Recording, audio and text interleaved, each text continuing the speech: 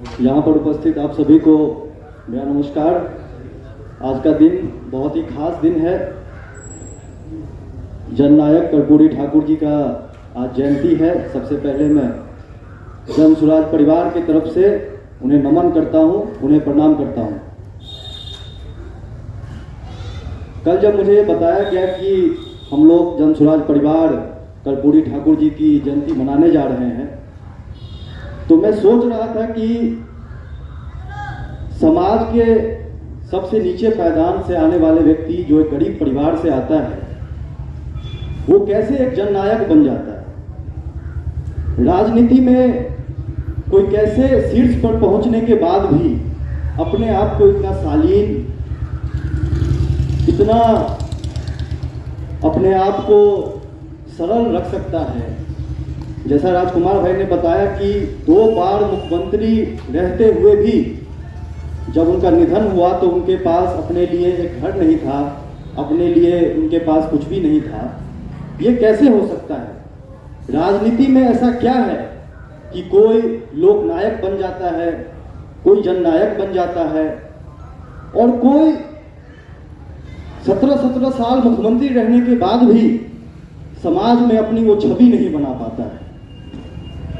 तो जो एक बात मुझे समझ आई और शायद आप लोग भी इस बात से सहमत होंगे कि राजनीति में जब आप आते हैं, राजनीति में आप राजनीतिक जीवन में प्रवेश करने की सोचते हैं, तो कोई ना कोई उद्देश्य के साथ आप राजनीति में आना चाहते हैं। वह उद्देश्य बहुत तरीके के हो सकते हैं। कोई पद प्रतिष्ठा के लिए राजनीति में आता है, कोई पैसे के लिए राजनीति में आता है, कोई संपत्ति के लिए आता है कि हम पैसा संपत्ति बनाएंगे, और कोई जनता की सेवा के लिए राजनीति में आता है। मुझे लगता है कि जिन लोगों को भी हमने राजनीति में महान माना है, हमने उनको राजनीति में एक जगह दी है, समाज ने उनको अपना नेता माना है, उनमें एक क्वालिटी, उनमें एक गुण जो आप सबको हर किसी जन नेता में कॉमन मिलेगा, वो यह है कि वो समाज के लिए उन्होंने अपनी पूरी जीवन को न्यौछावर कर दिया। इसके अलावा दूसरा कोई ऐसा क्राइटेरिया नहीं है राजनीति में जो आपको राजनीति में सबसे शीर्ष स्थान पर पहुंचाए।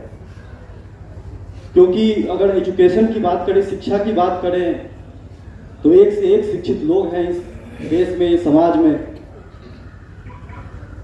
अगर दूसरे पैमाने पे भी आप लोगों को देखेंगे, राजनीति में लोगों को देखेंगे, तो हर क्राइटेरिया के लोग हैं हमारे पास। लेकिन महान वही बने हैं जिन्होंने अपने आप को राजनीति को सौंप दिया है, समाज को सौंप दिया है, अपने लिए निजी स्वार्थ को बिल्कुल पीछे रखा है, निजी जीवन को बिल्कुल ही अलग रखा है।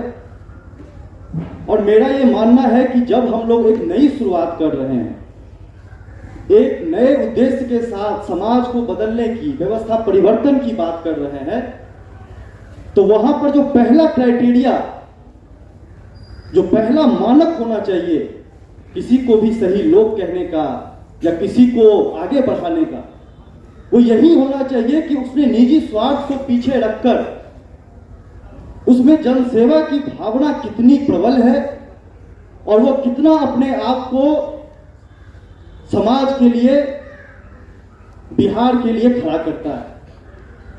अगर हम इस क्राइटेरिया को सबसे आगे रखें तो मुझे लगता है कि जिन्होंने भी समाज में अपनी ये जगह बनाई है, हम में से कुछ लोग हो सकते हैं अभी जीवन, राजनीतिक जीवन की शुरुआत हो रही है, सब युवा हैं, आज से 30 साल बाद, 35 साल बाद जो लकीर इन महान नेताओं ने खींच दी है, उस लकीर के आसपास की तो बात मैं नहीं करूंगा, लेकिन उस लकीर का अगर 5-10% भी हमने अगर अपनी राजनीतिक जीवन में अपनाया तो हो सकता है कि बिहार भी बदला जा सकता है और हम सब मिलकर बिहार को बदल सकते हैं।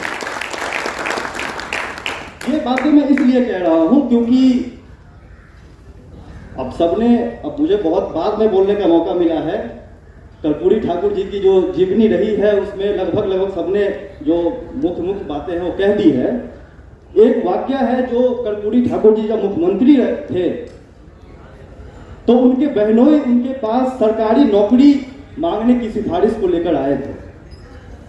तो कर्पूरी ठाकुर मुख्यमंत्री रहते हुए उनको 50 रुपए देते हैं, और कहते हैं जो हमारी परंपरा है नाई की, जाकर कैंची खरीद लो और अपना रोजगार शुरू कर लो। मैं सिफारिश नहीं कर सकता हूँ सरकारी नौकरी। इस स्तर का जो व्यक्ति है, इस स्तर का राजनीतिक जीवन जिन्होंने जिया है, उस स्तर के राजनीतिक जीवन के आसपास, उसके कदम पे अगर, उनके पद चिन्हों पे अगर हम लोग चलें, तो मुझे पूरा विश्वास है कि आने वाले समय में हम में से बहुत सारे लोग आने वाले 30 साल 35 सालों में एक नई लकीर खींचेंगे और बिहार को बदलने में हम सब अपना महत्वपूर्ण योगदान निभाएंगे। आज आप देखिए, आज की जो वर्तमान की जो राजनीतिक परिप्रेक्ष्य है, उसमें आप देखिए, कोई व्यक्ति अगर मुखिया है, कोई व्यक्ति अगर विधायक है, कि कोई व्यक्ति अगर जिला पार्षद है, राजनीति में उसके पास शक्ति भी है, पैसा भी है, बाहुबल भी है, धन भी है, सब कुछ है। इन्होंने मुख्यमंत्री रहते हुए भी इनके पास कुछ नहीं मिला। यही बात आपको लोग जेपी के बारे में भी दिखेगी, यही बात आपको एपीजे अब्दुल कलाम के बारे में भी दिखेगी, यही बात आपको महात्मा गांधी के भी जीवन में दिखेगी। तो ये चीज है जो कॉमन है, हर किसी के जीवन में रहा है। मुझे लगता है कि अगर हम सब ने